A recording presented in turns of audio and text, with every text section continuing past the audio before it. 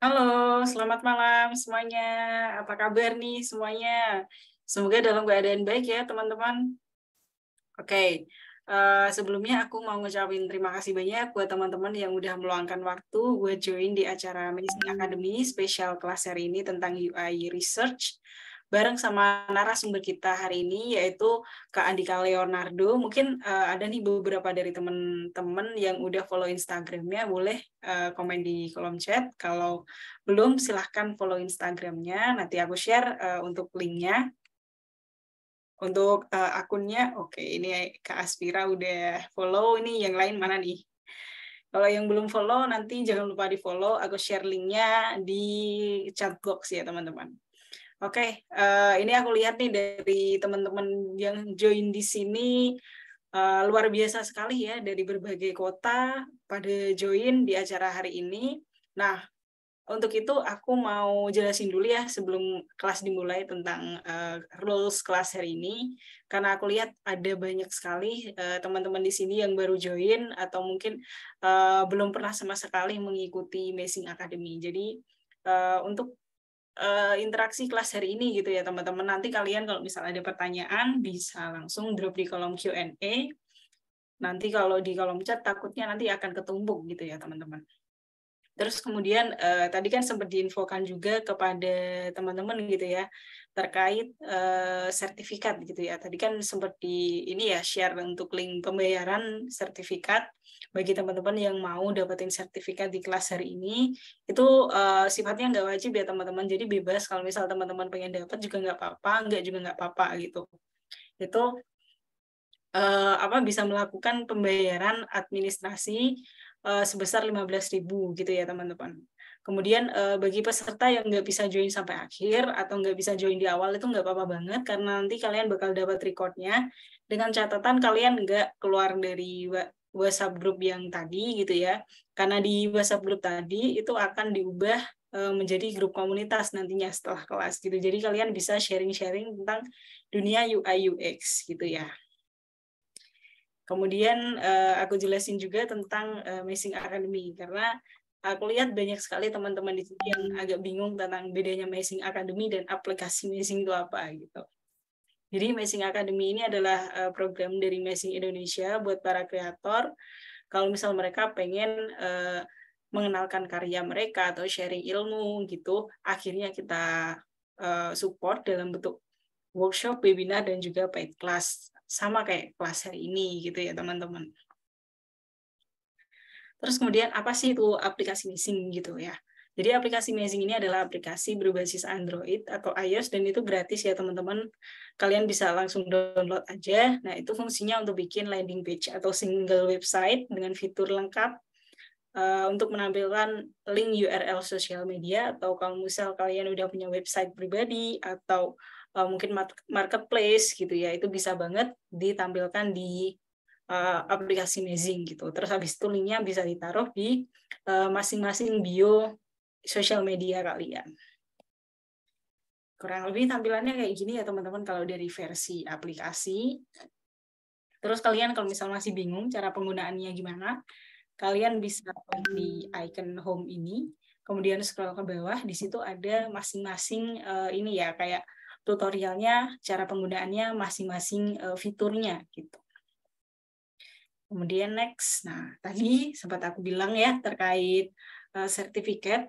Jadi nanti kalian yang membayar sertifikat di kelas hari ini akan dikenakan biaya sebesar 15.000. Nah dari situ kalian bakal dapat sertifikat ini sekaligus sama Amazing Premium gitu. Amazing Premiumnya nanti kurang lebih bisa didesain kayak gini, nanti bisa request gitu ya setelah kelas, nanti akan dikirimkan email untuk klaim gimana caranya dapetin Amazing Premium kayak gitu. Oke.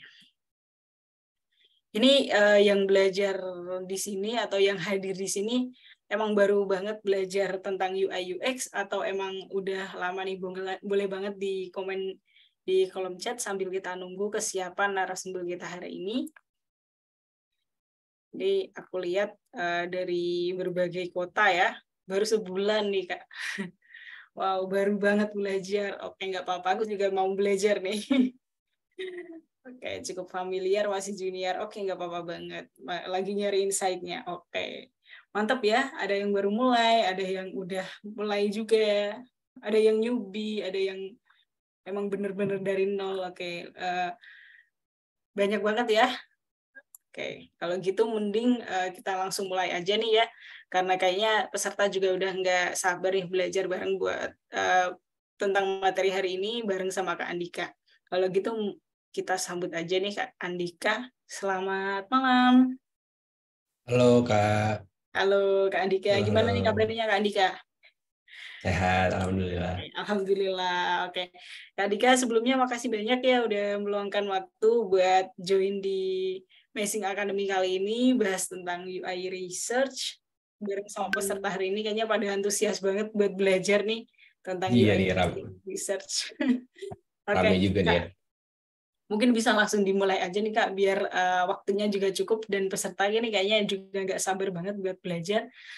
Kalau gitu waktu dan Zoom Caca persilahkan. Oke, terima kasih Kak Caca. Mungkin aku langsung share screen aja, sekarang kita perkenalan dulu. Oke, silahkan.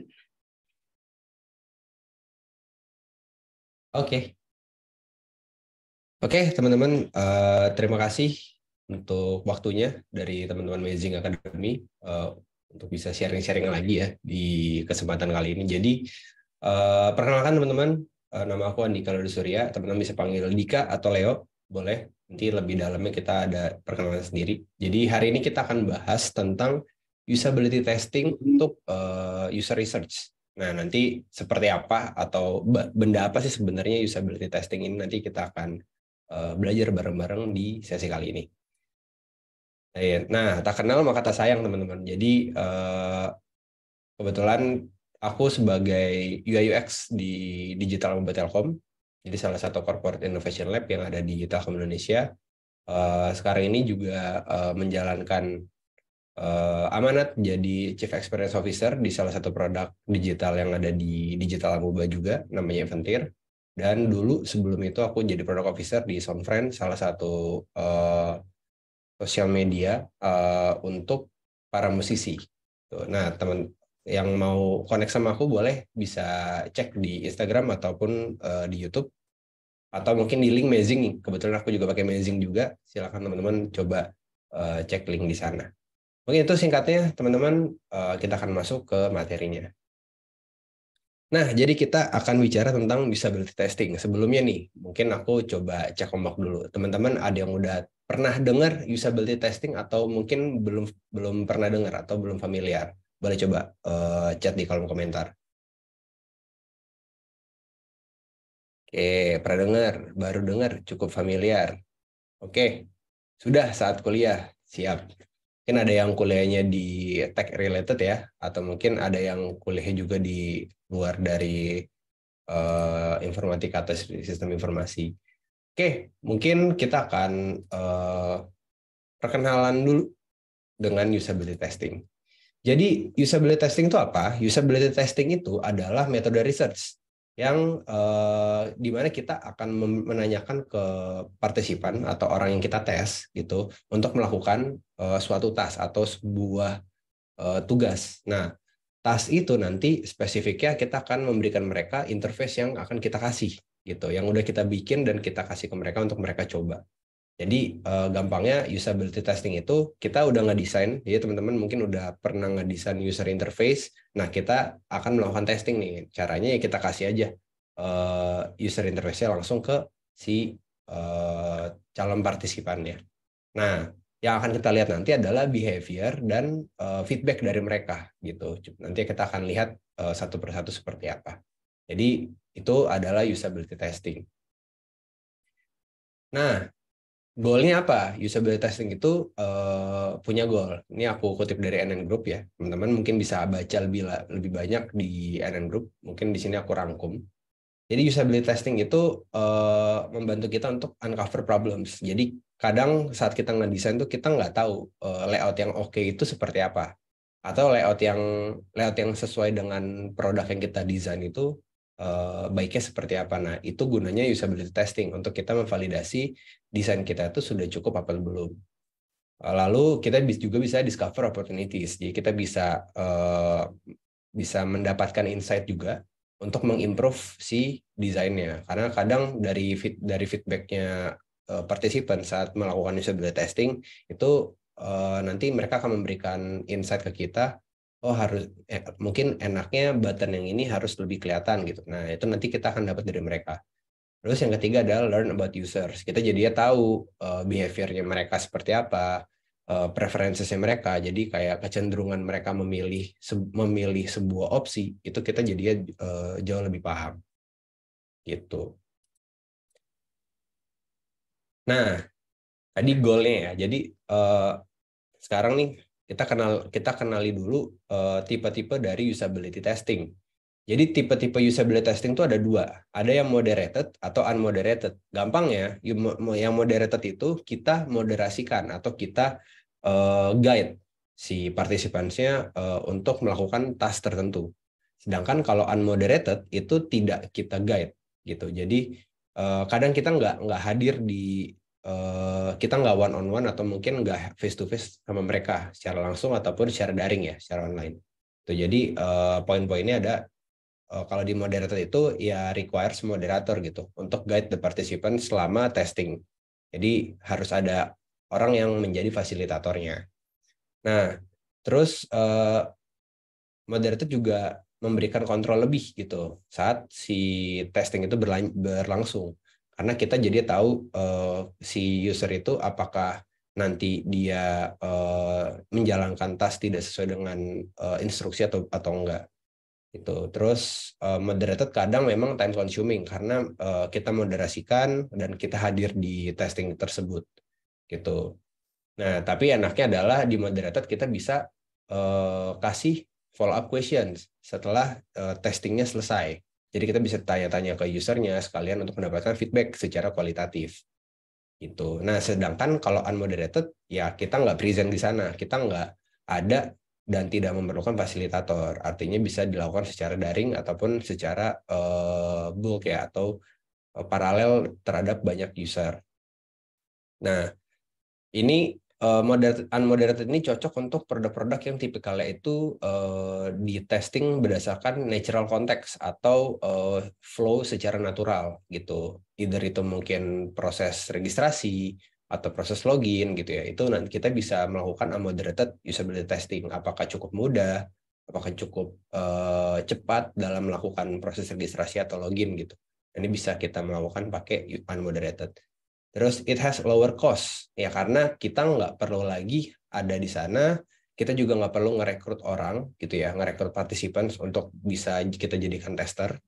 Jadi kita nggak terlalu butuh budget yang besar, jadi cost-nya lebih kecil gitu. Terus nah there is no opportunity to delve into user actions in real time. Jadi kadang kita nggak bisa kita tidak bisa nge-follow up aksi-aksi tertentu yang mungkin user lakukan gitu, atau mungkin kita nggak bisa follow up beberapa case-case yang terjadi saat si user itu mencoba desain kita gitu. Jadi ini kekurangannya unmoderated. Nah tetapi keduanya itu hanya pilihan ya teman-teman. Jadi teman-teman boleh memilih mau yang moderated kah atau unmoderated kah, karena itu semua tergantung dari konteks yang mungkin sedang teman-teman testing, desain teman-teman yang mau di testing itu seperti apa, begitu. Nanti di akhir akan aku kasih contoh untuk salah satu contoh yang moderated yang dicampur mix dengan unmoderated, gitu ya. Nah, di konteks kali ini kita akan banyak membahas tentang moderated usability testing. Jadi yang memang kita hadir di sana untuk memfasilitasi si partisipansnya, gitu ya.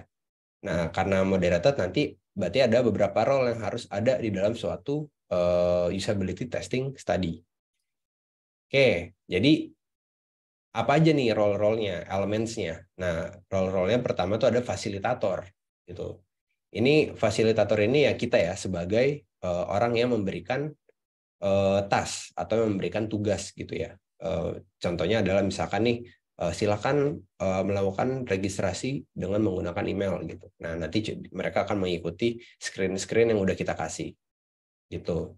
Terus selain itu ada juga task ya. Ini salah satu, ini elemen kedua yang ada dalam sebuah usability testing. Jadi task itu adalah realistic activities. Jadi aktivitas yang real, yang konkret, yang dilakukan oleh si partisipan gitu. Nah, nanti dari situ kita bisa mendapatkan yang namanya itu feedback dari mereka.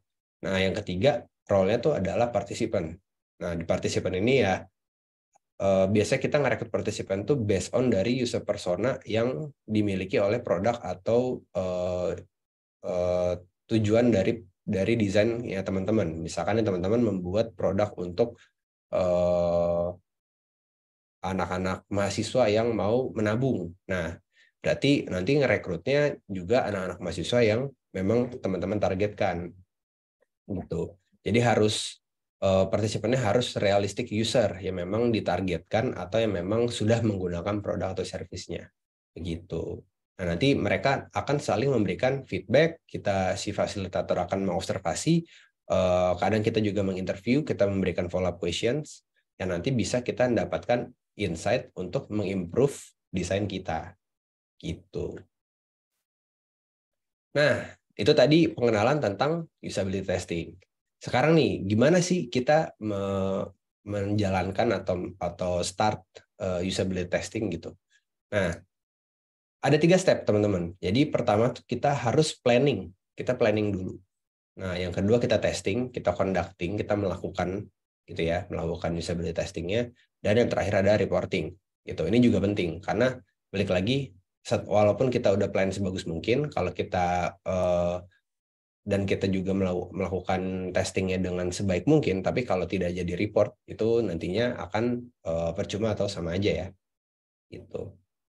Oke, kita coba mendalami di bagian plan. Jadi plan ini aku nggak mau terlalu panjang gitu ya. Jadi sebenarnya cukup gampang.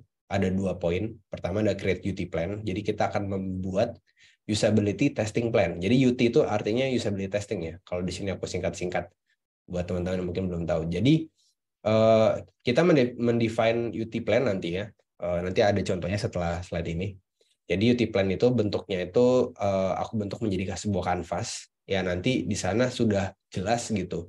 Apa aja yang mau kita testing, fitur apa, terus rekruternya siapa, partisipannya siapa, gitu, berapa lama dan segala macam. Di sana semua ada yang berkaitan dengan usability testing study yang akan kita lakukan. Nah, baru yang kedua kita rekrut responden setelah kita melakukan planning di usability testing canvas gitu. Nah, nanti di sini kita rekrut berdasarkan user persona atau customer segment yang udah kita tentukan. Ini mungkin bisa teman-teman, kalau teman-teman melakukan UT untuk klien, kalian bisa tanya customer yang existing sekarang siapa, atau mungkin kalau kalian bekerja dalam sebuah tim produk di dalam sebuah startup, kalian bisa coba tanya user persona atau segmen customer-nya siapa ke tim bisnis atau mungkin ke lead produk kalian. Nah, ini salah satu contoh UT plan yang pernah aku buat. Jadi di sini aku dan tim itu bikin untuk testing sebuah app yang sedang aku jalani sekarang ya. Nah, ada beberapa poin ya teman-teman. Jadi di sini ada canvas. Nah, kita start dari mana? Teman-teman bisa cek di checklist yang ada sebelah kiri nih, dari atas ke bawah. Di sini ada feature under test. Nah, di dalam feature under test ini ada yang di testing itu apa. Di sini aku langsung yang aku testing itu produk yang udah live-nya gitu, aplikasi Eventyr versi Android dan iOS. Tapi nanti kalau teman-teman punya planning lain, ini bisa dimasukkan sebagai prototype atau user interface atau mockup juga boleh gitu ya. Mockup aplikasi X di Figma gitu. Nah, ini juga bisa. Nah, terus fitur yang akan dites tuh apa aja? Ini bisa ke teman-teman coba ya. Ada proses registrasi, proses login, proses memilih event, menu feeds, dan menu collaboration. Nah, ini bisa kita jelasin di sini fitur-fitur apa aja yang mau kita testing. Nah, setelah kita buat fitur yang di testing itu apa, kita tentukan business case-nya.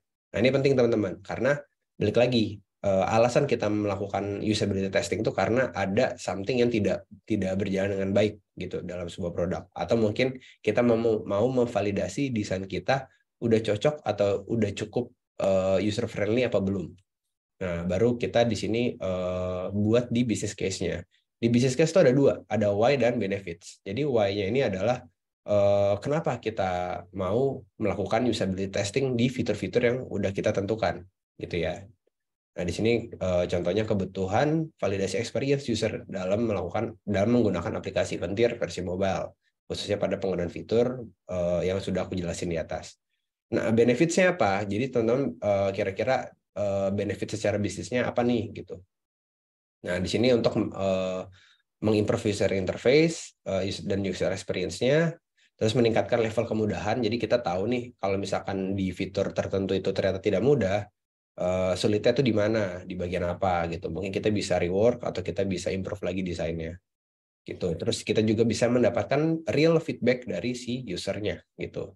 Karena kita jadinya tahu apa yang mereka pikirkan dan apa yang mereka pendapatkan itu menjadi feedback utama yang bisa kita lakukan.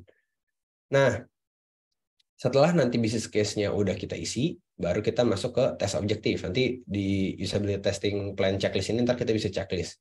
Di checklist, baru ntar masuk ke yang ketiga, ada tes objektif. Nah, di tes objektif ini, kita tentukan goals-nya dari usability testing ini apa. Jadi di sini lebih banyaknya tuh pertanyaan-pertanyaan yang menjadi hipotesa awal. Gitu. Misalkan nih, apakah user dapat dengan mudah melakukan registrasi, login, serta logout? Gitu. Terus kayak apakah user dapat dengan mudah memilih event? Terus apakah user dapat dengan mudah membuat postingan, menyukai postingan, memberi komentar pada postingan, membagikan postingan, dan menghapus postingan. Nah, ini terkait dengan fitur feeds gitu. Dan lain sebagainya. Ini menjadi pertanyaan-pertanyaan yang tujuannya bisa terjawab nantinya setelah usability testing ini dilakukan. Nah, nanti kalau misalnya tes objektif ini udah clear, teman-teman bisa checklist lagi. Di checklist. Baru kita lanjut ke yang participants. Nah, di participants ini siapa nih yang akan kita rekrut gitu. Jadi ini based on user persona atau customer segment tadi ya, yang udah mungkin aku jelasin di awal. Nah, kita tentuin juga metodenya apa nih, daring misalkan. Oke, secara online dan berapa banyak. Misalkan di sini aku contohnya untuk di plan ini cuma 2 orang gitu. Nah, key karakternya kita tentuin juga gitu. Misalkan user baru Eventir, di sini ada karyawan Telkom atau pernah mengikuti event Telkom, mengikuti komunitas atau aktif dalam mengikuti suatu komunitas dan lain sebagainya. Di sini lebih banyaknya itu demografi dan karakteristik dari user atau customer segment yang teman-teman mau tentukan gitu ya. Jadi nanti rekrutnya akan jauh lebih gampang dan lebih spesifik gitu terhadap orang yang akan memakainya. Jadi kita tahu nih secara behavior mereka tuh seperti apa gitu, segmen yang udah teman-teman tentukan di sini. Nah, ini kalau misalnya udah ditentukan tinggal di checklist juga, di checklist. Nah, baru kita masuk ke equipment.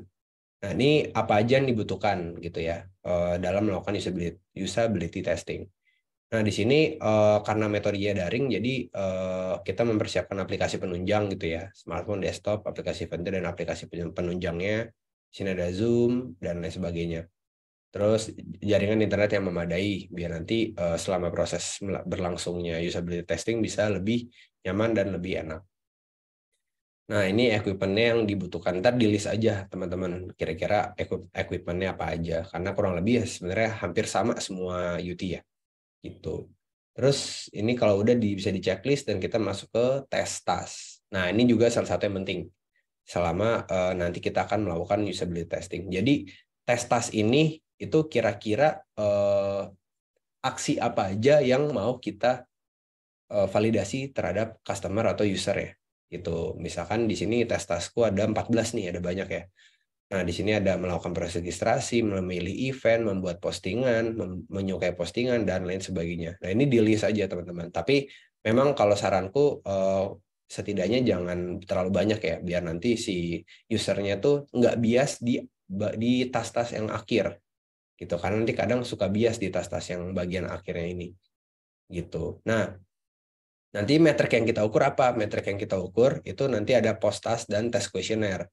Ada SEQ, post tasknya, dan juga ada SOS dan MPS. gitu. Nah, ini metrik-metrik yang nanti akan aku jelasin di akhir yang menunjang kita membuat keputusan apakah desain kita udah bagus, udah sesuai apa belum. Karena balik lagi ya, desain user interface yang baik itu bukan serta-merta estetik dan lain sebagainya ya, enggak. Tapi harus punya fungsi dan bisa dipakai orang gitu.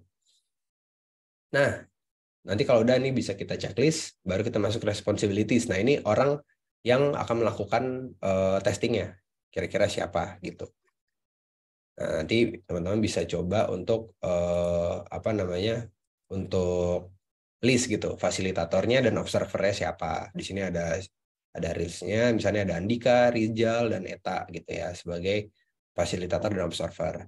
Nah, ini ada tech supportnya atau observernya ada siapa, yang mungkin orang teknis yang akan ada di sana. Nah, ini perlu nggak perlu ya, ini nggak mandatory gitu. Nanti kalau udah ini bisa di checklist dan kita masuk ke location and dates. Nah, di location and dates ini kita ada tanggal dan lokasinya, karena ini online, kita tulis saja daring atau online. Tanggal kita bisa tentukan, tanggal dari kita rekrut sampai usability testing ini selesai dan jadi report gitu ya. Nah, kalau ini udah clear, kita location dates-nya kita checklist, dan terakhir kita tentukan prosedur. Ini kebanyakan sih harusnya sama ya. Jadi kurang lebih kita step-step melakukan usability testing itu seperti apa. Yang pertama tuh ada kita kasih welcoming consent form gitu ya. Terus nanti kita briefing si usernya, nanti kita move ke task gitu ya. Kita minta mereka untuk melakukan task. Setelah mereka sudah melakukan task, kita kasih post test kuesioner, sebuah kuesioner yang nanti mereka harus isi. Baru kita kasih interview, kita tanya-tanya, follow up question ya. Baru nanti kita debrief atau kita closing gitu. Ntar prosedur detailnya nanti abis ini aku jelasin. Ini kalau udah checklist, udah ke checklist semua, berarti UT plan kalian udah siap. Nah, nanti UT plan ini bisa kalian kasih ke siapa? Bisa kalian kasih ke manajer kalian atau atasan kalian, atau mungkin peers atau teman kalian yang mungkin melakukan UT ini berbarengan juga sama kalian gitu. Biar mereka tahu, oh seperti ini ternyata ya cara melakukan UT-nya gitu. Ini UT plan. Jadi kalian bisa pakai UT plan Canvas ini untuk jadi step awal. Nah, kalau udah tadi ada UT plan. Nah, sekarang kita bikin skenario task gitu. Di sini ada UT task list. Jadi kita bikin dulu skenario task, baru kita bikin task list. Nah, kalau di skenario task ini kita tentukan skenario-skenarionya apa aja gitu ya. Nah, di sini tadi ya based on dari task yang ada di sini, dari task yang ada di task itu kita tulis semua gitu. Nah, sedangkan untuk testing untuk task list itu setiap task itu mereka punya goal dan precondition gitu. Jadi goal di task ini apa nih? Menilai tingkat kemudahan untuk proses registrasi. Nah, skenario-nya kita kasih tahu nanti setelah saat melakukan usability testing. Jadi ntar kita kasih tahu ke usernya, Anda adalah seorang user yang baru saja menginstal aplikasi Eventir dan ingin melakukan registrasi pada aplikasi. Tugasnya silakan melakukan registrasi gitu. Nah, ini precondition adalah kondisi awal yang harus mereka harus required ya, harus terpenuhi kondisi ini gitu ya. Untuk apa? Untuk membantu proses berjalannya usability testing nantinya gitu. Nah, di setiap task list ini nanti kalian harus ngelis kira-kira goal-goalnya itu apa aja. Jadi ini wajib harus kalian bikin, dan ini nggak perlu dikasih ke user, kita bisa ucapin aja gitu ya. Ini menjadi pegangan kita secara internal gitu. Itu untuk step setelah kita membuat UT plan Canvas. Nah, kalau kita udah bikin planning ya tadi dari task list, dari UT plan Canvas, task list, kita baru rekrut orang gitu, rekrut responden atau partisipan ya. Nah, seberapa banyak yang harus di testing? Jadi jawabannya adalah 5 gitu ya. Jadi kalau menurut Pak Nielsen gitu ya, dari 83 case study yang pernah beliau lakukan, itu 5 sudah cukup enough. 5 sudah enough untuk kita testing produk dengan menggunakan usability testing gitu. Kenapa? Karena nanti secara grafik itu akan sama aja, jawabannya atau respon-responnya akan mirip gitu. Jadi kita cari yang lebih visible dan lebih oke untuk dijalankan. Karena moderated UT itu cukup time consuming dan effortnya lumayan tinggi gitu. Nah, jadi cukup 5 user aja yang mau kita rekrut. Gitu. Nah, yang direkrut berdasarkan tadi ya, berdasarkan user persona atau customer segmentnya. Nah, untuk bagian planning kita udah clear. Nah, kita baru bisa masuk ke bagian testingnya. Nah, bagian testing ini cukup ada beberapa step. Aku ngejelasin berdasarkan prosedur yang udah tadi aku jelasin di UT Plan Canvas. Jadi pertama rundown testingnya itu seperti apa? Kurang lebih seperti ini ya teman-teman. Jadi user consent form, nanti kita kasih user consent form. Jadi user consent form ini wajib gitu. Ini jadi etika teman-teman dalam melakukan research. Karena kalau kita nggak memberikan concern, kita collecting data behavior dan collecting data mereka secara intensional. Jadi kita harus kasih form concern ke mereka bahwa kita berjanji tidak memberikan data ini ke pihak luar gitu dan lain sebagainya gitu ya. Nah, terus mereka bersedia untuk kita collecting datanya. Jadi di sini kita jadi punya user consent gitu, kesadaran user untuk bisa memberikan data mereka. Nah, terus yang kedua ada skenario, task, dan simple equations. Jadi ini skenario dan task ini kita jelasin skenarionya, nanti mereka akan jalankan tasknya. Setelah itu kita kasih pertanyaan simple equation. Terus begitu sampai tasknya itu, misalnya nih teman-teman ada 5 task, ya udah berarti nanti 5-5-nya akan seperti itu ya, kita akan berulang. Jadi skenario untuk task pertama, habis itu setelah kita jelasin skenarionya, kita kasih tasknya, gitu ya, untuk task satunya, task pertamanya. Baru habis itu kita kasih simple equation untuk di task pertama. Terus berlanjut nanti skenario kedua, task kedua, simple equation kedua, terus sampai kelima, gitu ya. Nah, ntar kalau sudah baru kita kasih pertanyaan sistem usability scale. Ini pertanyaannya negatif positif ada 10 gitu. Nah, baru kita kasih pertanyaan NPS. Ini cukup gampang lah. Ini cuma untuk mengukur seberapa mungkin produk kita mau direkomendasikan oleh mereka ke orang lain. Nah, user consent form dulu ya. Jadi di user consent form ini itu lembar persetujuan lah. Kurang lebih seperti ini ya teman-teman. Nanti bisa teman-teman bikin aja gitu ya dalam bentuk form atau PDF gitu boleh. Nah, ntar di sini adalah dengan ini menyatakan setuju untuk melakukan usability testing aplikasi main API ya. Ini salah satu contoh produk yang pernah dilakukan gitu. Dan bersedia untuk direkam keseluruhan aktivitasnya selama kegiatan ini berlangsung gitu ya. Jadi untuk apa? Biar kita nanti punya pegangan kalau misalkan nanti kita di issue atau kenapa-napa ya. Ini menjadi legal and compliance dari sisi kita sebagai UX research. Nah, setelah kita memberikan ini udah ditandatanganin, nanti berarti udah oke. Biasanya ini kita kasih di awal gitu ya kalau mereka mau untuk melakukan UT. Nah, baru kita kasih nih skenario. Nah, ini contohnya. Jadi misalnya nih, task pertama, proses sign up. Terus goal tasknya adalah menilai tingkat kemudahan melakukan proses sign up. Skenario-nya kita jelasin ke mereka. Jadi ntar waktu mereka udah masuk ke task pertama, kita kasih tahu, oke, kita akan masuk ke task pertama ya. Jadi ceritanya Anda adalah seorang user yang baru menggunakan aplikasi IdeaBox dan Anda ingin melakukan sign up di aplikasi. Gitu. Nah, tasknya silakan melakukan proses sign up di IdeaBox yang nanti akan teman-teman lihat di interface-nya atau di layar smartphone kalian gitu ya. Nah, ntar baru ini berjalan gitu. Dan pastikan precondition ini sudah terpenuhi sebelum mereka menjalankan tasknya. Jadi pertama mereka belum memiliki akun, kalau misalkan nanti testing di produk aslinya ya. Terus aplikasi Zoom-nya udah oke, udah aman dan bisa melakukan record gitu ya. Terus ya ini kalau misalkan pakai handphone itu tipsnya minta mereka untuk mengaktifkan DND atau don't disturb gitu ya. Kenapa? Karena nanti nggak enak banget kalau misalkan mereka lagi share screen pakai device mereka, terus mereka lagi mencoba usability testing, ternyata ada notifikasi gitu keluar kan nggak enak juga.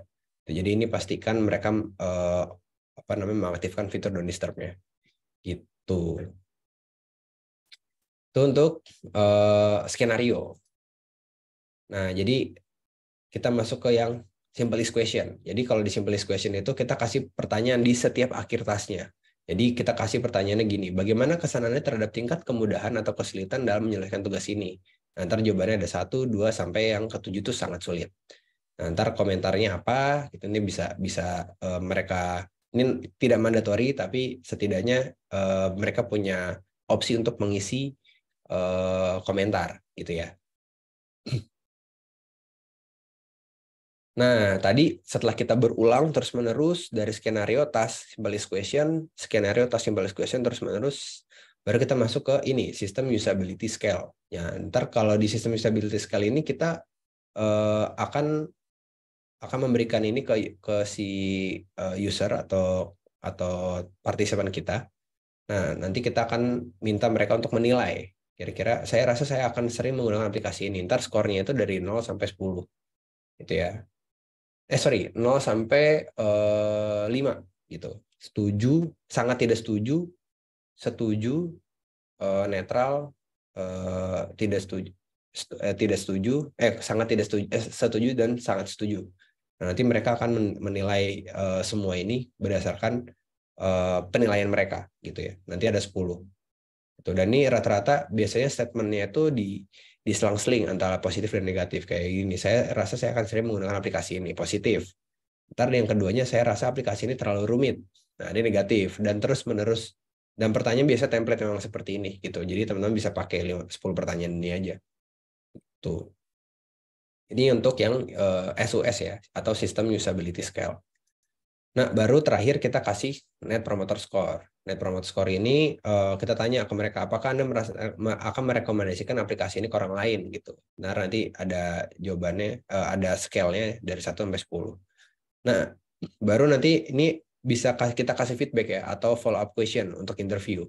Kira-kira apa yang kamu sukai di aplikasi ini atau di desain ini gitu. Terus kira-kira apa yang mungkin tidak kamu sukain gitu. Nah, ntar kita dapat insight tuh secara kualitatif karena bentuknya itu adalah sebuah pendapat gitu. Nah, terus feedback apa yang mungkin bisa Anda berikan ke aplikasi atau desain yang udah ada sekarang ini gitu. Nah, ini jadi improvement di kita nantinya saat harus meningkatkan desainnya lagi untuk menjadi lebih user friendly gitu.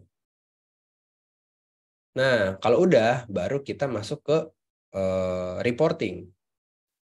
Nah, di reporting ini aku mungkin ada satu contoh report ya yang mungkin bisa teman-teman lihat. Jadi ini salah satu report. Nah, ini salah satu report yang udah pernah dibuat. Ya, di sini udah ada nih produk being tested-nya apa, terus proses yang mau ditesting itu apa aja, dan lain sebagainya. Ini udah ditentukan. Baru setelah itu waktunya berapa lama, partisipannya berapa orang, area yang mau dikerjakan apa, metodenya think out loud. Nah, think out loud ini itu menjadi wajib dalam melakukan usability testing. Kenapa? Karena saat kita berikan task ke mereka, mereka akan mencoba menjalankan tasknya, dan mereka wajib harus mengucapkan apapun yang ada di kepala mereka gitu ya, atau sebutannya adalah think out loud. Jadi pendapat apapun, respon apapun itu harus mereka ucapkan gitu, harus mereka ucapkan langsung saat pemikiran itu muncul gitu ya. Jadi kita harus kasih tahu, kita harus brief mereka sih di awal untuk think out loud selalu saat menjalankan task. Nah, kalau udah nanti ini tas-tasnya apa aja, ininya ya partisipannya siapa aja. Nah, ini hasilnya. Jadi di sini nanti kita bisa tahu nih ada success, ada completion rate, ada time expectation, sama average time on task ini ya. Jadi berapa lama mereka dalam sebuah fitur yang udah kita kasih. Nah, ini diukurnya dari mana? Nanti diukurnya pakai tools. Nanti di akhir akan aku kasih lihat toolsnya. Nah, kalau udah nanti kita ukur semua fitur. Kalau udah, baru nih, ini bentuk simple is question. Gitu ya. Jadi simple is question itu nanti bentuknya bisa dalam bentuk diagram seperti ini. Gitu. Nah, ntar ini ada pengukurannya, ada perhitungannya ya. Jadi nanti dari setiap user itu, untuk setiap fitur, Kita akan kasih pembobotan, bukan pembobotan ya, ada nilai lah yang akan kita minta ke mereka, nanti akan di averaging, akan dirata-ratakan, baru kita plotting. Gitu. Skalanya itu dari 1 itu untuk sangat sulit hingga 10 untuk sangat mudah. Gitu ya. Nanti kita bisa lihat nih, yang paling sulit itu yang mana, yang paling mudah itu yang mana. Yang paling sulit itu biasanya yang nilainya itu kecil. Misalnya nih, mengunjungi halaman all communities. Nah ini kecil nih, berarti agak sulit di bagian ini. Gitu. Sisanya gampang kayak mengakses fitur media learning, fitur submission ini gampang. Gitu ya. Fitur chat nih agak susah, ini berarti kecil. Gitu ya. Nah, terus perhitungan seperti ini ya teman-teman. Jadi jumlah rata-rata tadi ya. Jadi kita rata-ratakan. Nah, habis itu nanti kita bagi dengan jumlah tas yang diberikan gitu. Kurang lebih seperti ini, sama. Nah, ini ada beberapa komentar-komentarnya. Ini report yang biasa diberikan ke stakeholder ya untuk bisa kita nilai gitu, untuk bisa kita reporting ke stakeholder. Gitu. Nah, kalau untuk SOS-nya nanti akan seperti ini nih. Oh ya nih, saya sangat tidak setuju, netral, setuju, dan sangat setuju. Nanti kita akan berikan pertanyaan seperti ini, gitu ya. Ini post test question-nya. Nah, nanti kita akan punya nilai nih, teman-teman. Responden 1 untuk pertanyaan untuk P1 itu artinya ini ya. Untuk pertanyaan statement yang pertama gitu. Ini dia berapa? Sampai semuanya udah keisi, udah punya nilai, nanti baru kita rata-ratakan gitu. Kita jumlahin, kita kali 2,5 gitu ya. Nah, nanti untuk scoringnya seperti ini. Untuk pertanyaan ganjil, itu jawaban dikurangin 1. Untuk pertanyaan genap, itu 5 dikurangin skor jawabannya. Gitu.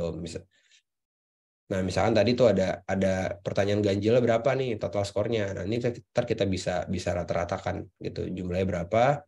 Nah, nanti kita kurangin 1 gitu. Nah, ntar pertanyaan genapnya berapa dari sini. Ntar kita 5 dikurangin skor jawabannya. Misalnya ini 95 gitu ya. Sorry. Nah, nih, misalkan di sini nih, 38 dikurang 5 dikurang 38. Nah, nanti jumlah subtotal pertanyaan 1 sampai 10, ntar dikali 2,5 dibagi jumlah respondennya. Nah, nanti dia punya ukurannya nih, ada tabelnya. Gitu, dia masuknya ke yang mana. Rata-rata biasanya tuh di 68. Itu untuk average secara usability gitu ya, ada di 68 di sini nih. Antara low marginal dan high marginal. Nah, di tes case kali ini nilainya itu 81. Gitu, masuknya ke acceptable, grade scale-nya itu di B. Gitu. Adjective ratings-nya di excellent. Jadi acceptable, B excellent. Gitu. Nah, ini untuk NPS. NPS-nya dari semua user itu 10, 10, 10, 10, 9. Nah, ntar dia ada perhitungannya promoters dikurang detraktor. Gitu ya. Ya, detraktor itu yang ngasih nilai kalau nggak salah di bawah 6 apa 5, mungkin nanti bisa dikoreksi ya. Nah, ntar nilainya 100, artinya secara loyalitas eventer nanti bisa direkomendasikan ke orang lain gitu. Nah, nanti baru ada hot areanya, ya ada hotspot ya, kita bisa tahu. Nah, ini pakai tools teman-teman nanti gitu. Nah, kurang lebih untuk reportnya seperti ini gitu ya, untuk ngasih gambaran ke teman-teman seperti apa report yang mungkin yang harus dibuat gitu ya. Nah, sekarang nih kita bicara tentang tools. Jadi, what tools you can use for usability testing? Jadi, kalau untuk toolsnya, teman-teman bisa pakai Figma untuk desain dan prototype gitu ya. Ya, ini sampai sekarang pun aku masih pakai desain dan prototype pakai Figma gitu. Kalau nanti karena ini kita konteksnya adalah moderated usability testing, kita menggunakan Zoom gitu, atau mungkin boleh pakai tools yang lain, terserah. Google Meet boleh, Jitsi boleh, atau mungkin Teams boleh, silakan bebas. Lark boleh gitu, ntar mengikuti aja video conference yang memang mana yang nyaman gitu ya. Terus untuk usability testing platformnya, teman-teman bisa pakai Maze, mungkin yang paling sering familiar ya untuk teman-teman research atau UI UX gitu ya, Maze, atau mungkin Quan UX. Nah, ini yang paling sering aku pakai ini, Quan UX gitu. Nah, perbedaannya apa? Jadi kalau di Maze itu maksimal 10 blok gitu ya. Ada 10 blok untuk testing gitu. Artinya kalau memang 10 blok itu mau dimanfaatkan sebagai tes untuk apa namanya? Screen testing, ya berarti cuman bisa 10 fitur atau 10 flow ya. Gitu. Belum lagi nanti ada maksimal flow-nya yang harus yang nggak boleh lebih kalau misalkan pakai free. Nah, sedangkan Quant UX itu free karena dia open source gitu ya. Jadi bisa kalian pakai secara bebas lah sebanyak apapun gitu. Nah, mungkin perbedaannya adalah kalau Maze itu mungkin secara interface lebih friendly gitu ya. Kalau Quant UX mungkin belum terlalu se-friendly itu. Tapi secara penggunaan mungkin aku lebih suggest pakai ya Quant UX gitu ya. Nah, ini kita akan coba contoh. Coba teman-teman bisa scan barcode di depan untuk apa namanya aku record nantinya menggunakan Quant UX. Ini kita unmoderated aja sifatnya. Jadi mungkin aku nggak ngasih tas apa-apa karena cuma ada satu tas aja di dalam barcode ini gitu ya. Misalkan coba di scan barcode-nya. Sembari aku mungkin buka Quant UX-nya ya. Oke, aku coba buka dulu. Oke.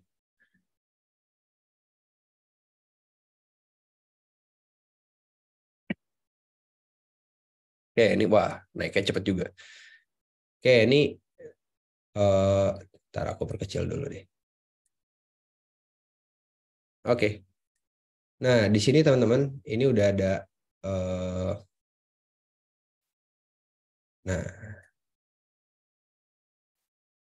di sini udah ada dashboard Quant UX gitu ya. Wah, udah 85 ya. Tadi 70. Coba kita refresh dulu. 90. Oke. Nah, ini udah ada testingnya teman-teman. Jadi di sini di Quant UX ini kita bisa setup gitu kayak welcomingnya seperti apa gitu ya. Selamat datang bla bla bla, kita bisa kasih sebuah banner di sini.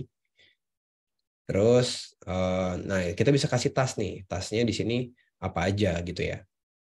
Ntar kita masukin step-step ini berdasarkan screen yang kita import dari Figma. Jadi di Quant UX kita bisa import screen dari Figma. Walaupun memang secara interface tidak friendly Maze, tapi secara penggunaan ini udah cukup banget.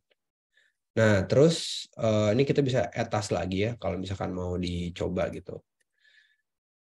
Nah, baru di sini nah ini ada screen recording nih. Itu ya kayak yang udah teman-teman lakukan nih akan ke record gitu ya. Nah, terus kalau udah, nah di sini kita ada dashboardnya. Jadi kita udah tes 90 nih. Terus tes coverage-nya 75% gitu. Artinya apa? Artinya kita udah nge-cover 75% dari tes yang udah dilakukan. Mungkin ada beberapa orang yang masuk ke linknya tapi dia keluar gitu. Nah, di setiap tas ini kita bisa tahu nih, dari 90 ini ternyata 58 yang sukses, sisanya enggak gitu. 64%-nya sukses gitu. Nah, ini distribution datanya gitu ya. Terus kalau misalnya nanti mau ada survei answer kita bisa kasih surveinya, terutama tadi ya untuk kita kasih SEQ dan SOS-nya juga gitu ya. Di sini kita bisa kasih collecting survey answer gitu. Nah, ini yang cukup sering yang aku paling suka lah di menggunakan Maze, menggunakan Quant UX untuk usability testing. Kita bisa tahu heat map gitu ya. Heat map dari setiap screen yang kita coba. Jadi di sini bisa kelihatan, oh ternyata klik heat map di sini, ini klik ya. Klik heat map terbanyak tuh ada di tombol di sini gitu. Nah, itu bisa tes juga nih all clicks atau first click gitu ya. Terus nah di setiap screen-nya klik terbanyak itu ke mana aja gitu kan. Nah, terus ada juga most heat map kalau ntar memang mungkin produknya itu atau desainnya itu dalam bentuk website. dalam bentuk mockup yang mungkin bentuknya website gitu. Kalau ini kan aku bentuknya mobile app ya. Ini bisa kita tahu nih scrollingnya, mouse heat map-nya, klik-klik heat map itu ke arah mana gitu ya. Klik dari mouse-nya. Kalau ini klik dari tab layarnya. Terus ada juga user journey. Nah, user journey ini kita bisa tahu nih journey-nya itu sampai mana. Setelah itu baru orang-orang tuh mau back apa enggak gitu ya. Jadi kayak mungkin ada yang masuk ke sini terus ada yang back lagi gitu. Ini bisa kelihatan gitu. Terus berapa lamanya juga bisa ketahuan. Nah, ini user journey. Jadi kayak see where the user have clicked in one session gitu. Nah, ada lagi task and drop off. Nah, drop off ini adalah kemungkinan behavior si user itu keluar dari si app-nya atau mungkin tidak melakukan testing lagi gitu. Nah, misalnya di sini ini drop off-nya di sini nih.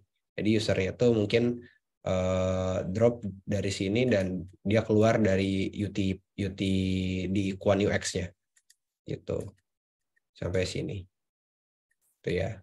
Ini task drop off-nya. Nah, ini kebetulan tasknya karena cuma satu ya. Jadi cuma ini aja. Gitu. Terus ada lagi views. Nah, ini views. Kalau views kurang lebih sama ya semuanya perbandingannya. Mungkin yang paling aku sering ini ya scroll time. Jadi seberapa lama si user itu scrolling. Gitu, ini bisa kelihatan nanti. Gitu. Ini untuk scroll time. Kalau scroll visibility ini adalah sekali scroll itu mereka ngelihatnya ke arah mana aja. Ini biasa kelihatan dari satu layar itu yang kelihatan tuh apa dalam mereka sekali scroll. Gitu ya. Nah, ini paling sedikit di sini nih, gitu. Nah, ini. Jadi kita jadi bisa lebih tahu ya, gitu.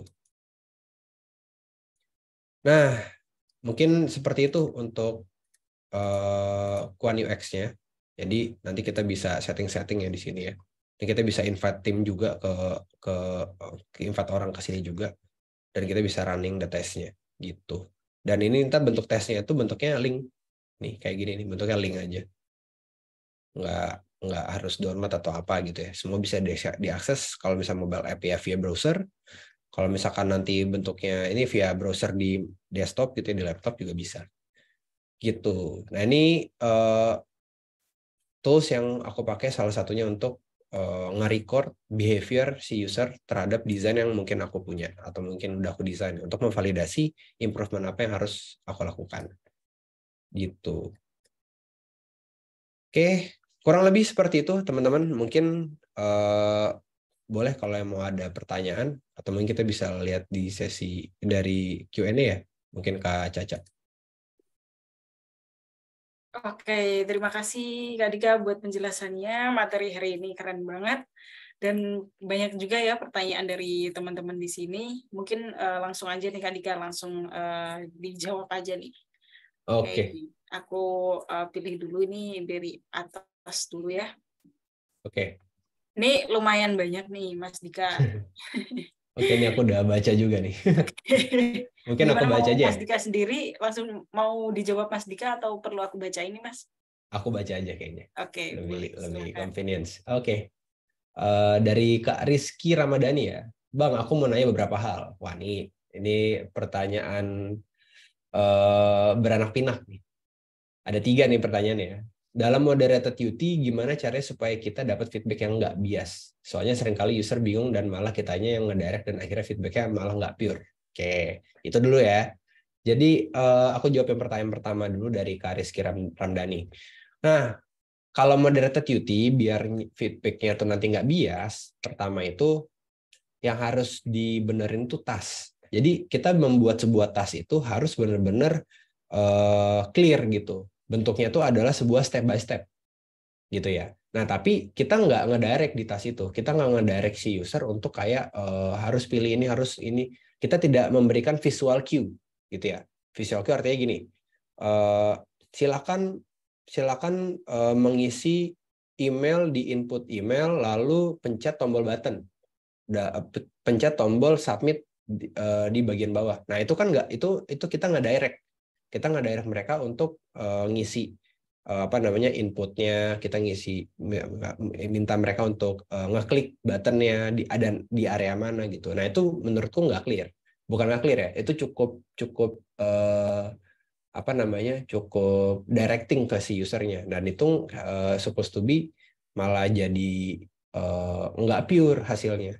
Paling enak tuh adalah ya kita minta aja mereka untuk silakan mengisi email dan mengisi password yang kamu punya. Udah sesimpel itu aja.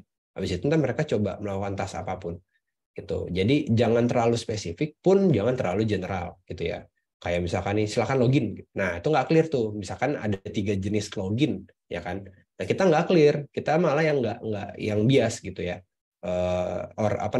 Task kita yang kita kasih. Jadi saranku benerin di tasnya. Jangan terlalu spesifik, tapi jangan terlalu general juga secara umum. Gitu. Terus, nah kalau misalkan nanti ternyata mereka bingung dan akhirnya kita arahin, ya kalau bisa jangan diarahin dulu, gitu ya. Karena nanti pun kalau kita mau ngarahin, kita ngarahinnya lebih ke untuk menyelamatkan mereka, untuk mereka tidak keluar konteks dari tas tersebut, gitu ya. Jadi harus dipahamin user flow-nya itu harus kita juga tahu juga, gitu ya, lebih mendalam. Gitu untuk moderated duty. Yang pertama. Oke, yang kedua, matriks apa aja yang harus diperhatikan ketika pakai metode moderated duty? Kalau di Maze kan matriksnya banyak. Nah, kalau moderated, apakah hanya melihat bisa atau enggaknya user menyelesaikan task yang kita kasih? Nah, itulah gunanya tools yang tadi, yang mungkin aku pakai, Quant UX. Tujuannya adalah untuk bisa memberikan kita insight kuantitatif secara matriks gitu. Yang kita matriks yang diukur itu menurutku itu satu, SEQ wajib. Jadi simple is question itu salah satu post test question yang wajib kita kasih ke user setiap user itu performing satu task. Setiap task ya lah. Setiap dikasih task mereka kita kasih SEQ gitu. Nah, dari situ kita bisa tahu seberapa mudah fitur yang udah kita desain untuk mereka pakai gitu ya.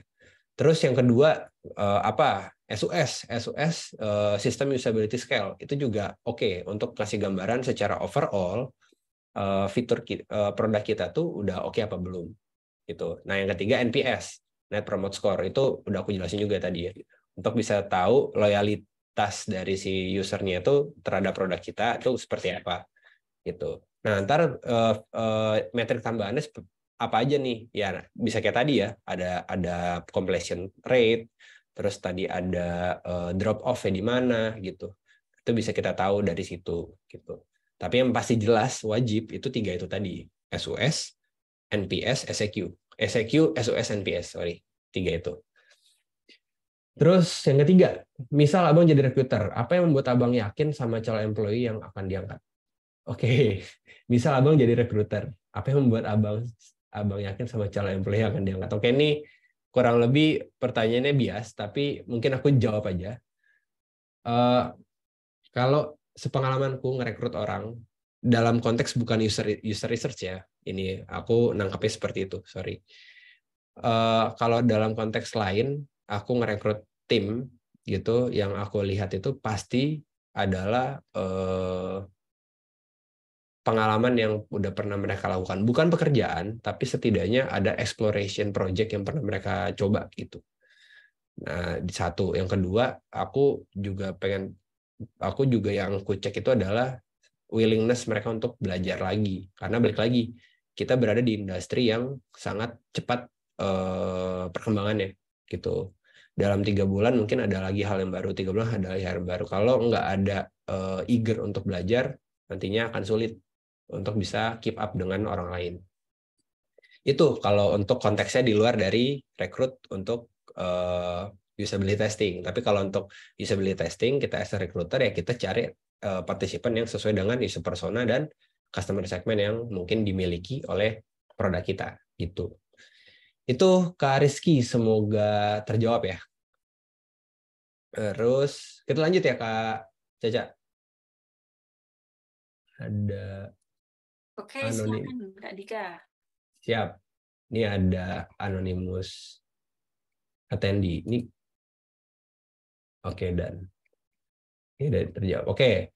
Anonymous attendee, apakah di setiap frame harus dilakukan UT atau hanya desain fitur baru atau minor desain juga perlu dilakukan UT, Bang? Apa yang jadi ketentuan sebuah UI harus dilakukan UT? Terima kasih. Oke, ketentuan di mana kita melakukan UT itu pas kapan? Pas kita bingung layout kita, desain kita udah oke apa belum, terus udah cocok match dengan usernya apa belum gitu. Misalnya gini deh, sama kayak gini, kalian masak nasi goreng gitu ya. Terus kalian masak ini udah ada tujuannya di pikiran kalian. Oke, aku mau masak untuk anak-anak SD gitu ya, anak-anak SD nih. Udah nih kalian masak nih, set gitu. Udah terus kalian kasih ke anak SD. Cuma balik lagi kan, kalian masak sesuai dengan selera dan preferensi kalian. Kalian kasih ke anak SD, itu belum tentu mereka suka apa enggak. Ya mereka harus kalian harus kasih dulu ke orang ya gitu. Sama kayak misalkan kalian ngedesain UI. Kalian ngedesain UI nih, kalian eh, butuh tahu dong desain ini udah friendly ke mereka apa belum? Udah cukup usable, udah cukup terpakai menjawab problem mereka apa belum?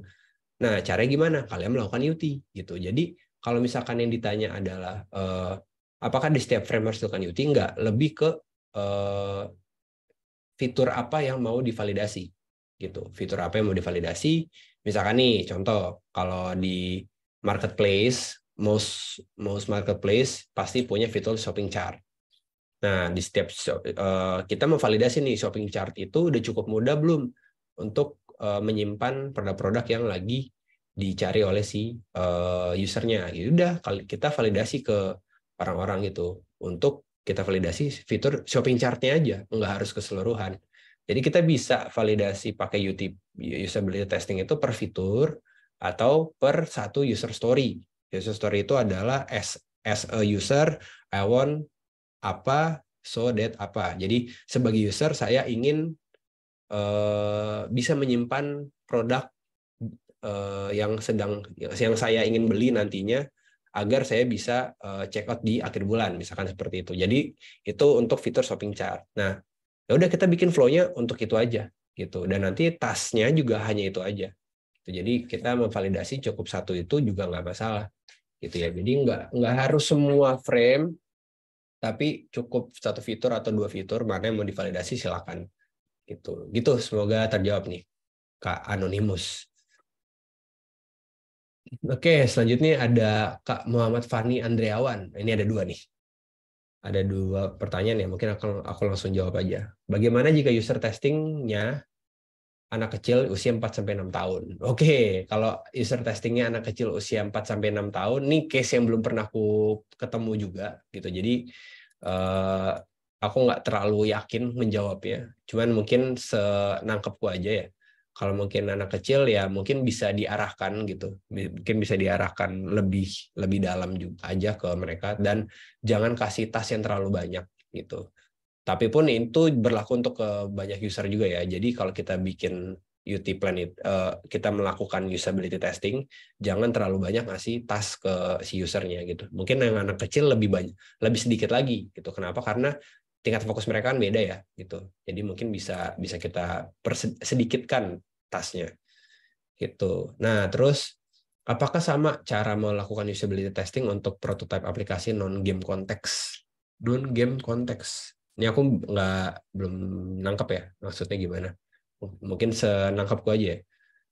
Usability testing itu kurang lebih hampir kebanyakan sama ya. Cuman yang beda tuh workflow-nya. Ada yang mungkin kayak tadi pakai prototype, pakai One UX. Jadi prototype di Figma terus convert jadi One UX. Ada juga pakai Maze gitu ya. Ada juga yang mungkin pakai Protopie. Mungkin teman-teman yang ada di Gojek itu kurang lebih ini ya familiar dengan tools Protopie gitu untuk bisa membuat prototype yang mirip dengan produk aslinya untuk bisa ditesting ke user. Nah, kalau seperti itu mungkin workflow-nya beda lagi, tapi caranya kebanyakan pasti sama, yang diukur hampir mirip-mirip gitu, kayak klik tingkat kemudahannya seperti apa, terus kegunaannya sudah cukup cukup menjawab problem user apa belum gitu. Itu kurang lebih sama di all context rata-rata usability testing tuh untuk itu, karena memang usability testing itu dilakukan untuk memvalidasi tingkat kemudahan si fiturnya terhadap si usernya gitu. Gitu mungkin Kak Muhammad Fani. Anonymous lagi. Apakah positif dan negatifnya UT dengan prototype dengan UT design yang sudah diimplementasi oleh developer? Mana yang benar menggunakan prototype atau desain yang sudah diimplementasi? Oke, ini aku jawab nih. Oke, pertama, kalau misalkan kita pakai UT dan itu adalah prototype design, satu lebih cepat. Jadi kita lebih cepat untuk improve. Kita lebih cepat untuk melakukan testingnya. Kalau misalkan nanti setelah kelar testing ada yang harus diimprove, kita juga cepat improve-nya. Jadi areanya masih di teman-teman UI UX gitu. Nah, kenapa? Karena kalau di aku ya, kalau aku dan tim gitu, kebetulan aku ada di lead produknya, aku nggak mau teman-teman developer itu kesulitan untuk RTB gitu, return to back. Jadi harus udah ngedevelop gitu ya, udah ngoding segala macam, ternyata setelah divalidasi ada flow yang harus berubah karena behavior customer berubah, dan itu kurang dari waktu developmentnya gitu. Let's say misalnya kurang dari 1 sprint. Jadi kurang dari 1 sprint developer harus mendevelop fitur yang sama gitu. Cuman karena desainnya belum di usability testing. Dan itu sering banget terjadi di timku sebelumnya, sebelum aku wajibin semuanya harus melakukan UT. Tuh, nah itu yang perlu kita harus tahu gitu. Gitu jadinya akan benefitnya adalah kalau kita nge-UT masih pakai prototype design, itu akan jauh lebih cepat dapat feedbacknya gitu.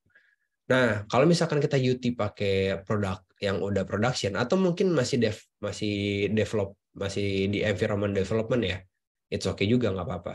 Cuman problemnya itu adalah feedbacknya ntar jauh lebih banyak improvementnya dan harus banyak yang harus dibenerin gitu.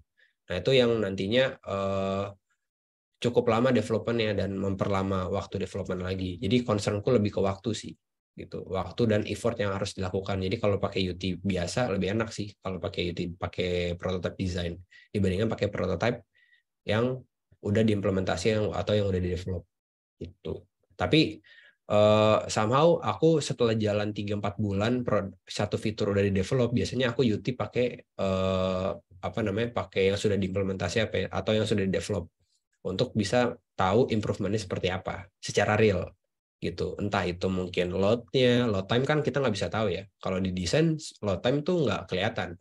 Tapi kalau di produk aslinya load time itu kerasa gitu. Dia ngerenderingnya berapa banyak gitu. Terus hit API-nya berapa banyak. Kan itu mempengaruhi loading time sebuah web app atau sebuah website atau aplikasi. Itu mungkin Kak Anonymous. Terus ini ada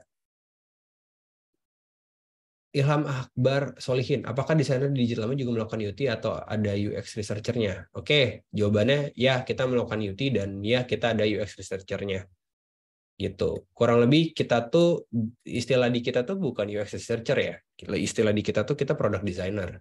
Jadi kita both designing UI and researching user experience-nya gitu, karena kita lebih holistik, jadi kita banyak yang kita kerjakan gitu kalau di kita ya, gitu sih. Jadi kita melakukan UT itu Kak Ilham. Terus ada John GD, izin tanya Kak, bagian mana saja yang harus diperhatikan dan dijadikan pertimbangan dari hasil UT-nya? Terima kasih. Yang harus diperhatikan dan jadi pertimbangan itu tentu pertama prototype-nya. Jadi pastiin prototype-nya itu sudah sesuai dengan user flow-nya. Nah, waktu kita masukin ke tools-nya, kebetulan aku pakai One UX, nanti kita bisa untuk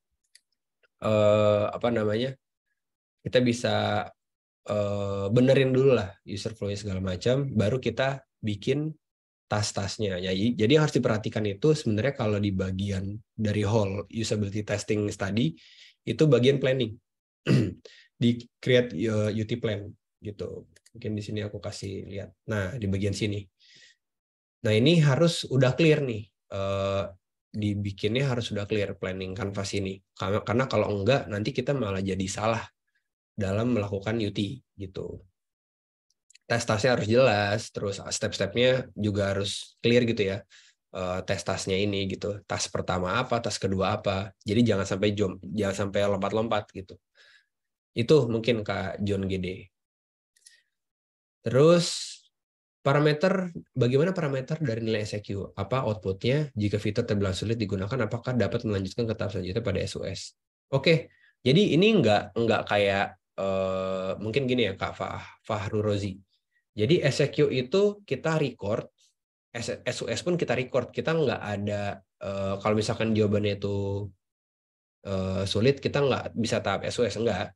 Jadi itu dilakukan semuanya di waktu yang bersamaan gitu. Jadi kita kasih SEQ, habis itu setelah kita kasih SEQ, kita kasih SOS gitu. Jadi kalau ditanya parameter dari nilai SEQ itu adalah menilai tingkat kemudahannya gitu. Sudah mudah atau belum gitu ya. Dan dia dibandingkan dengan apa? Dengan fitur-fitur lainnya gitu dalam satu usability testing. Ya misalkan nih dalam satu usability testing yang mau di testing itu fitur registrasi, login, terus shopping chart, habis itu check out. Nah, ini kita bandingin dengan 4 ini gitu. Ya, nilai SEQ-nya. Nah, ntar kita bisa lihat nih dari 4 ini ternyata yang paling sulit adalah fitur registrasi. Ya udah, fitur registrasi harus kita benerin. Kenapa? Karena fitur registrasi itu mempengaruhi acquisition user nanti Pak masuk ke dalam platform kita, dan itu nanti mempengaruhi yang lain-lain juga gitu. Itu yang harus kita perhatiin. Jadi outputnya itu berupa diagram tadi ya yang aku kasih lihat. Terus apakah dapat melanjutkan ke tahap selanjutnya pada SOS? Pasti selalu bisa lanjut gitu. Terus hasil UT seperti apa yang membuat kita harus mendesain ulang flow atau desain kita? Hasil UT yang kalau SEQ-nya rendah, jadi misalnya kita udah bandingin tadi 4 fitur tadi, ternyata nilainya semuanya rendah. Terus feedback-nya user bilang kalau misalkan, wah ini sangat tidak user friendly, aku sulit tahu harus kemana lagi di desainnya gitu. Atau aku sulit tahu harus isi apa lagi di fitur login misalkan gitu.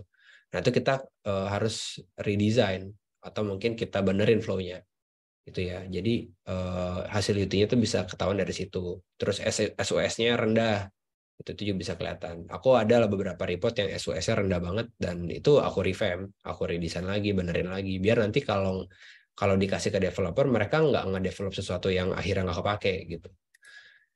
Gitu. Terus ini ada Kak Kairunisa Fajrianti. Halo Kak, izin bertanya beberapa hal. Untuk platform Kuan UX ini berbayar atau free? Adakah batas minimal jumlah partisipan untuk melakukan usability testing agar bisa menunjukkan hasil desain kita user friendly atau tidak? Terima kasih. Kalau moderated itu kita lakukan minimal 3. Minimal 5. Cukup 5 aja. 5 atau lebih gitu ya. Kalau untuk partisipan usability testing yang sifatnya moderated gitu. Sifatnya moderated itu apa? Nah, ini moderated nih. Jadi kita moderasikan, kita facilitating gitu. Tapi kalau nggak moderated, unmoderated, ya udah, berarti sebanyak-banyaknya. Tuh, misalkan nih target user kalian itu secara desk research itu ada 1000. Nah, ya udah kalian mungkin mau coba testing di 10% ya gitu. 100 ya udah kalian tes 100 gitu ya. Misalkan nih sama aja nih analoginya, sama aja kayak kalian mau mancing, kalian punya umpan gitu kan. Terus kalian tahu di kolam kalian tuh ada 1000 ikan. Nah, umpan kalian itu kemakan nggak sama 10% ya? Kalau kemakan berarti kalian bisa produksi umpan yang lain dengan jenis yang sama gitu. Artinya kalian kalau mau akuisisin semuanya kalian cukup lempar 10 umpan gitu. Berarti kemakan, karena pasti kemakan. Gitu. Gampangnya sih analogi kayak gitu ya. Jadi kalau mau tahu ya kalian harus tahu dulu total user kalian itu berapa banyak. Itu harus di research gitu. Harus di research lagi. Nah, kalau platform Kuan UX ini berbayar apa enggak? Kuan UX itu totally free.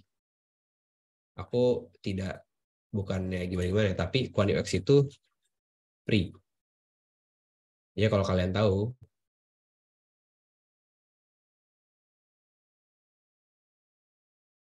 Nah, nih Kuan UX sih awesome and free. Karena di pricingnya mereka juga jawabannya sama. Kita free. Itu jadi nggak ada ini ya, nggak ada apa namanya, nggak ada yang harus kalian bayar gitu. Jadi Aku juga nggak tahu kenapa, tapi sejauh ini dia free gitu ya. Jadi jawabannya itu mungkin Kak Irunisa. Oke, terus ini udah kejawab Kak Aji Banyu. Nah, ini ada dua nih Kak, mungkin aku jadiin satu ya. Bang, kalau ada case kita sudah melakukan UT plan, lalu waktu kita testing, tapi dari klien butuh cepat 1-2 hari sudah jadi desainnya, itu tetap kita lakukan UT atau gimana? Dan atasan ingin sudah jadi di development itu gimana ya Bang? Wah, kalau kayak gitu jawabanku adalah jangan di UT, langsung kasih aja, nggak usah di UT. Kalau misalnya kondisi seperti itu. Kenapa? Karena balik lagi ya, kita mau UT kalau misalkan nggak dikasih waktunya, better nggak usah gitu. Ini kan kalian abis desain langsung aja kasih ke developer. Tadi di developer segala macam, abis itu ternyata nggak user friendly gitu. Ya udah kalian bilang karena kita nggak ada waktu untuk UT karena deadline-nya terlalu mepet gitu sama waktunya nggak bisa gitu. Nah, ntar jadinya wah nggak bisa dong kayak gini ya. Kalau kayak gitu harusnya timeline itu include dengan itu gitu. Kalian masukin UT plan, UT itu mau berapa lama? Misalnya seminggu, ya udah seminggu gitu. Jadi nggak bisa sih kalau misalkan case seperti itu ya udah kalian kasih aja langsung desainnya ke developer terus di develop sama mereka. Habis itu developer udah deploy kasih ke si klien testing. Udah klien aja yang coba. Nah, nanti kalau klien yang ngerasa kayak oh ini udah oke tapi berjalan sebulan 2 bulan ternyata kok ini nggak friendly ya gitu. Kok ini nggak cocok sama user saya ya atau customer saya ya. Ya karena nggak ada timeline untuk uh, usability testing gitu. Jadi itu harus dikondisikan di awal ya kalau misalnya berhadapan sama klien kayak gitu. Kalau aku sih yang jadi atasan harusnya aware dengan hal tersebut gitu. Itu mungkin Kak Aji Banyu jawabannya. Halo Kak Andika, mau tanya untuk kriteria user dalam melakukan testing, apakah hanya menggunakan aplikasi tersebut saja atau bisa user yang tidak menggunakan aplikasi tapi memiliki pengalaman menggunakan aplikasi yang sejenis? Oh ya, bisa. Jadi untuk skenario atau sejenisnya itu bisa menyesuaikan dengan apa yang apa ya sebutannya ya kondisinya tuh bisa menyesuaikan gitu. Misalkan nih kita sama-sama ngetesting untuk aplikasi pemesanan makanan gitu ya. Ya kita bisa testing penggunanya menggunakan aplikasi sejenis. Tapi kalau untuk UT itu lebih lebih prefernya itu menggunakan desain atau aplikasi yang udah kalian punya gitu. Jadi untuk apa? Nanti untuk mempermudah kalian nantinya dalam mengimprove desainnya gitu. Jadi, tapi kalau kalian targeting ke orang yang ternyata udah familiar atau udah menjadi user di aplikasi kompetitor, ya nggak masalah. Itu juga gampang dan oke gitu. Itu mungkin ke Anonymous. Oke, terus Oke, Kak Dika, sebelum oke. lanjut ke pertanyaan ini, aku mau infoin ke peserta gitu ya. Oke, teman-teman, mungkin untuk saat ini mungkin banyak sekali pertanyaan yang nggak kejawab malam hari ini. Untuk itu, aku mau menginfokan nih, nanti di tanggal 21 September, Kak Dika bakal ada kelas lagi tentang kelas lanjutan hari ini ya, Kak Dika. Oke, Iya, nanti untuk lanjutan dari link pendaftarannya bakal aku share di sini. Untuk harganya itu sama ya teman-teman di harga 100.000. Nanti untuk materinya yang lebih detail dari yang kelas hari ini, yang lebih apa namanya nanti akan ada prakteknya juga nggak Kak untuk apa iya. namanya next kelasnya. Iya, nanti ada prakteknya dari Figma kita masuk ke setup di One UX-nya dan melakukan unmoderated usability testing ataupun moderated usability testing. Gitu sih, Kak. Oke, kayak gitu ya teman-teman kurang lebih materinya dan untuk interaksinya juga nggak ini ya teman-teman nggak by kolom chat. Jadi untuk next class-nya kalian bisa langsung open mic dan open cam. Jadi kalau misalnya ada pertanyaan bisa langsung ditanyakan ke Kak Dika kayak gitu. Untuk link pendaftarannya nanti aku share di WhatsApp group. Kemudian ini karena waktunya udah mau habis nih Kak Dika mungkin diambil 1 atau 2 pertanyaan lagi nih sebelum kita akhiri sesi hari ini sebagai penutup kelas hari ini mungkin silahkan dipilih nih Kak. Oke, aku coba pilih dulu. Oke, ini dari pertanyaan selanjutnya deh. Saya belum terlalu paham perbedaan inti dari usability testing dan user testing, karena fungsi dan tujuannya mirip-mirip. Nah, jadi sejauh pengertian saya, mungkin usability testing adalah tahap di mana kita mengidentifikasi masalah pada rancangan, menilai kemudahan pengguna, dan mendapatkan umpan balik dari pengguna potensial sebelum produk diluncurkan. Sedangkan user testing konteksnya lebih luas dan biasanya digunakan untuk mengevaluasi kemudahan penggunaan dan mendapatkan umpan balik dari user sebenarnya untuk improve produk. Apakah pengertian saya benar? Kalau salah, apakah bisa dijelaskan ulang perbedaannya? Terima kasih. Oke. Oke, kita make it clear ya. Jadi usability testing itu dari pembendaharaan katanya aja itu adalah testing untuk usability atau ke tingkat kemudahan atau tingkat kegunaan dan kemudahan gitu ya. Jadi yang dinilai itu memang seberapa mudah gitu. Sedangkan user testing yang sejauh ini aku tahu gitu kayak misal apa namanya kayak di teman-teman QA gitu ya. Itu lebih ke sistem yang berjalan sudah sesuai dengan yang di planning atau belum gitu. Jadi yang mungkin perlu dibenarkan itu adalah itu usability itu lebih ke kemudahan dan tingkat kemudahan. Jadi kalau aku kasih plan time plan dalam sebuah product development begini, teman-teman UX, teman-teman UI ngedesain, teman-teman UX melakukan UT, usability testing.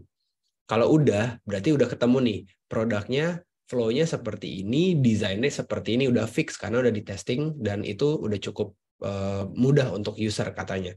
Baru di develop, ya kan? Di develop sama teman-teman front end dan back end, habis itu di testing di UAT, ya kan? Di user testing dan kita testing secara internal, kita ada test case dan segala macamnya, gitu ya. Nah, kita tes berdasarkan sistem yang seharusnya. Sistem yang seharusnya itu apa? Sistem yang seharusnya itu adalah apakah saat diklik tombol ini dia benar dilari ke halaman ini atau enggak. Saat dimasukkan input sekian dia benar akan respon dari sistemnya seperti apa. Itu secara yang dites itu adalah secara sistem gitu. Jadi tidak perlu dibuat rumit. Usability testing memang untuk menilai tingkat kemudahan. Sedangkan user testing itu lebih kepada mengetes sistem yang sudah berjalan sesuai dengan kegunaannya apa belum dari perspektif user. Artinya bisa jadi user yang general atau user ya memang user di dalam sistem gitu ya, bukan user dalam konteks UI dan user research gitu. Itu mungkin yang aku coba untuk garis bawahi aja gitu ya. Itu mungkin itu sih yang bisa aku jelasin dari pertanyaannya Kak Anonimus ya, ini nggak ada namanya juga. Tuh, mungkin satu lagi Kak, ini jawabannya cukup gampang. Ketika UT harus boleh, menggunakan silakan. metode 10 point usability heuristic. UT beda dengan heuristic evaluation. Heuristic evaluation itu menilai 10 secara desk research. Dia masuknya tuh ke desk research. Artinya kita bandingkan, kita comparing gitu ya. Jadi poin pertama itu apa? Harus kita nilai nih, ada apa? Ada atau enggak. Dan itu harus ada penilai kedua atau reviewer. Biasanya itu expert atau practitioner ya. Sedangkan kalau UT itu methodological. Kita lakukan itu step by step berdasarkan task yang udah kita planning. Gitu. Jadi UT itu tidak menggunakan metode 10 point usability heuristic karena heuristic itu beda metode gitu, beda metode heuristic evaluation. Gitu mungkin Kak Akbar Hafsiah. Oke, Ya. terima kasih Kak Andika buat penjelasannya di materi laser ini, dan aku mohon maaf sekali ya teman-teman kalau misal mungkin ada beberapa pertanyaan yang ke-skip di sesi hari ini. Untuk itu aku mengingatkan lagi, jangan lupa join di next class-nya Kak Andika di tanggal 21 September. Untuk jamnya sama ya kayak hari ini gitu. Kemudian untuk teman-teman yang mungkin nggak bisa hadir saat hari itu mau nggak apa-apa banget ya, karena kalian bakal dapat recordnya di kelas tersebut gitu. Mungkin dari sebelum kita akhiri sesi hari ini nih Kak, ada yang mau disampaikan buat peserta nih, mungkin pesan-pesannya setelah menghadiri kelas hari ini, silahkan disampaikan. Oke, thank you Kak Caca. Jadi thank you buat teman-teman yang udah join di materi tentang usability testing. Jadi memang materinya tuh cukup padat dan cukup fundamental ya.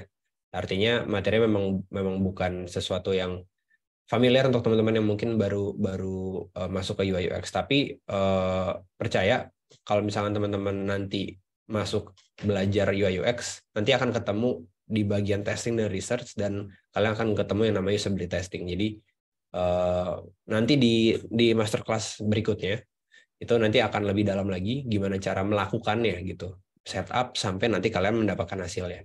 Itu sih mungkin kalau dari aku. Tetap semangat. Aku nggak nyangka juga tadi sampai ke 80 orang, ternyata ada juga orang yang cukup interest ke arah sini gitu. Jadi salut dan semoga tetap berkembang selalu. Amin.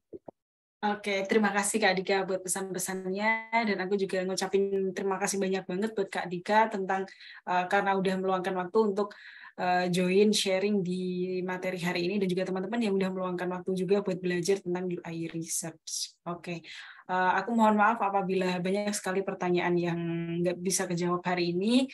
Aku mengingatkan juga jangan lupa follow Instagramnya Kak Andika di ui.dika, dan juga Amazing ID. Share juga keseruan webinar hari ini ya teman-teman, untuk dapetin kejutan spesial dari admin sosial media kami gitu. Oke, dari aku mohon maaf sekali kalau misal ada kekurangan di acara hari ini. Kalau misal dari teman-teman ada saran-saran tentang kelas hari ini, boleh banget disampaikan di WhatsApp group. Oke, dari aku terima kasih banyak. See you.